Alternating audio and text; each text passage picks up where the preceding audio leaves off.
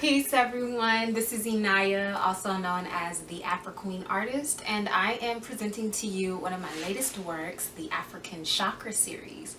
And so we've gone to the root chakra, we've grounded ourselves, we've come up to the sacral chakra, we've healed and reconstructed ourselves. We went up to the solar plexus chakra, and now we're standing in our power and we're projecting our power.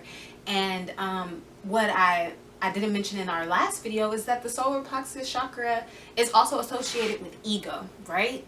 But it's about finding that balance, or keeping the ego under the control. So when I made that reference that, the solar plexus chakra is associated with fire, and how if you leave fire to its own devices, it can actually be destructive. And so it's directly parallel to the ego. You let the ego do what it wants all over, willy-nilly, all over the place, it's destructive. No one wants to deal with a person who's only in their own world. Like, yes, we are our own little tiny universe in itself, but we are also connected to a very large collective universe, and we can't deny either one, right? We have to make sure that our interaction with both realms are harmonious. And that's where the heart chakra work comes in, and that's where we are now. The heart chakra is about balancing the ego out and operating from a place of compassion, right? So you stated your purpose, and you're here. Your purpose, I would like to hope, is something positive and constructive to the world, leaving the world a more beautiful place than when you found it. And so when you come down to all of the issues and things that are going on in the world, it all comes down to a block in compassion, right? The things that we can control, the things that humans can control. Not the things that we wish we could control and then we try to control, but I'm talking about the things we can control. Our interaction with other people, that's something that we can control. And a lot of our conflict is focused on the difference. Like, I look at you and you're different, and I don't like you, so I'm gonna hurt you. Or I look at you and there's just something about you that just makes me want to attack, and maybe that's something that needs to be healed inside of me, and that's a part of the process as well. But the ultimate objective is to finally come down to a place of unconditional love for everyone, for all of our peers, because we're all connected.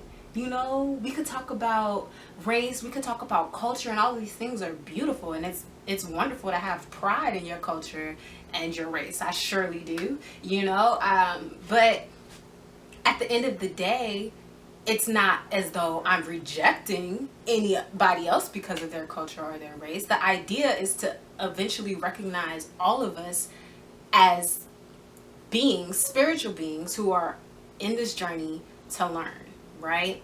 And when we come from that place, we're much more equipped to deal with conflict. We're much more equipped to share what it is that we want to share, right? And we can't love other people until we love ourselves.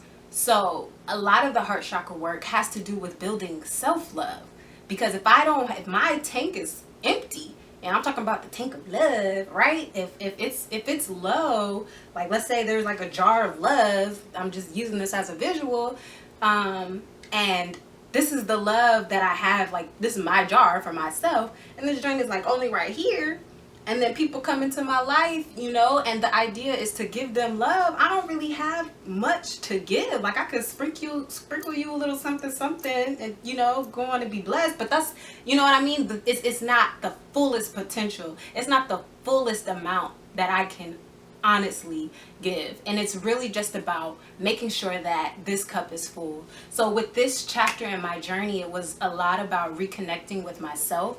All of the self-care rituals that I may have neglected or put on the back burner because, oh, I'm too busy, or, oh, I don't need to be, chilling and relaxing. I got so much work to do, like getting caught up in my solar plexus. Like, oh, I need to just put on this work. I need people to know what I'm doing. Like, I need this to move type thing. And really, like, okay, calm that down. Yes, don't stop moving.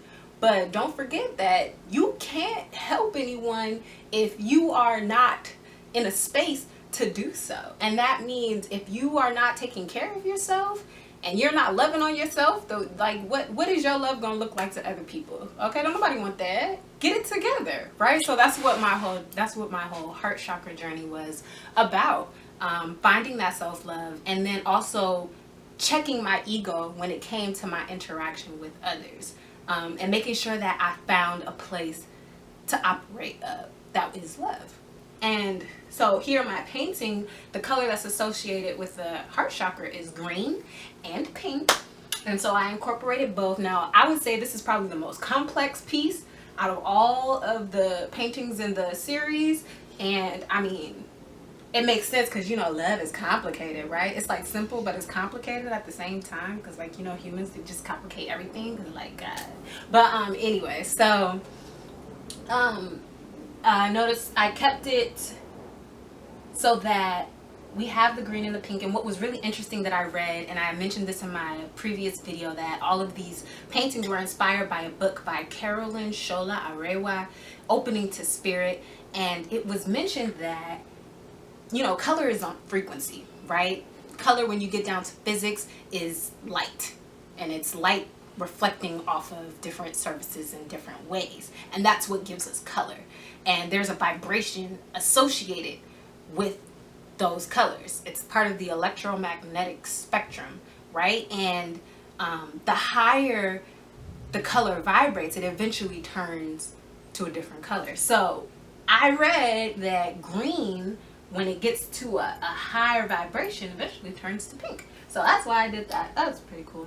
And as you see, I got like a lot of flow things going on. I got the fire, the compassion, but it's pink, so it's not like fire. But yes, this is my heart chakra. I decided to include a little bit of brown because I feel as though it's like a return. So brown is something that's associated with the earth, associated with our root chakra, right? And for me to include brown in this painting was to really kind of place that subliminal reminder that love is what we naturally operate out of. Like if we want to ground ourselves, like, we have to ground ourselves with love. That's the foundation of what we do and why we're here and how we connect. Everything is about connection. You can't connect if you don't have compassion. So that's the heart chakra. So now we're getting ready to move on up to the throat chakra, so stay tuned.